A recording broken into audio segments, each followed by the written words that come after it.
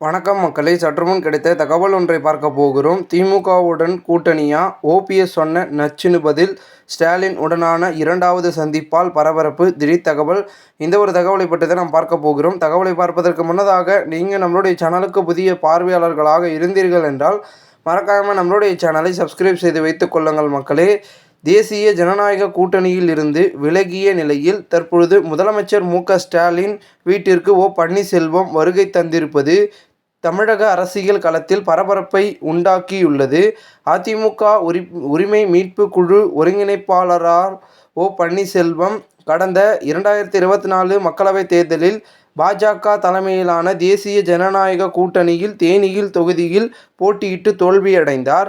அப்பொழுது அதிமுக பாஜகவுடன் கூட்டணியில் இல்லை. அதன் பின் அதிமுக பாஜக இணைந்தது. ஓபிஎஸ் தேசிய ஜனநாயக கூட்டணியில் இருந்து ஓரங்கட்டப்பட்டார்.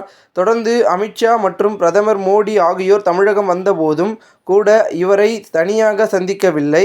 இதனால் ஓபிஎஸ் தரப்பு தொடர்ந்து அதிருப்தியில் இருந்த நிலையில் தேசிய ஜனநாயக கூட்டணியில் இருந்து வெளியேறுவதாக நேற்றைய முன்தினம் அறிவிப்பு வெளியிட்டார். இன்று மதியம் இந்த அறிவிப்பை வெளியிட்ட பிறகு தற்பொழுது மாலையில் முதலமைச்சர் மு.க.ஸ்டாலினை சந்திக்க அவரது ஆழ்வார்பேட்டை வீட்டிற்கு பன்னீர்செல்வம் வருகை தந்துள்ளார்.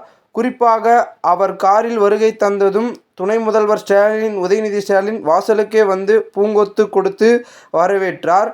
பன்னீர்செல்வம் பழக்கூடையுடன் வருகை தந்தார். முன்னதாக இன்று காலை நடைபயிற்சியின் போது பன்னீர்செல்வம் முதல்வர் ஸ்டாலினை சந்தித்து அவரது உடல்நலம் குறித்தும் விசாரித்திருந்தார். இந்த நிலையில் முதலமைச்சர் ஸ்டாலின் பன்னீர்செல்வத்திற்கு இடையேயான சந்திப்பு அரசியல் ரீதியாக பெரும் பரபரப்பை ஏற்படுத்தியுள்ளது.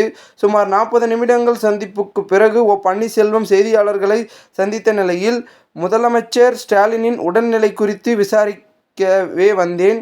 மேலும் முன்னாள் முதலமைச்சர் கருணாநிதியின் மூத்த மகன் மு.க. முத்து மறைவுக்கு ஆறுதல் தெரிவித்திருக்கும் வகையில் முதலமைச்சரை சந்தித்தேன்.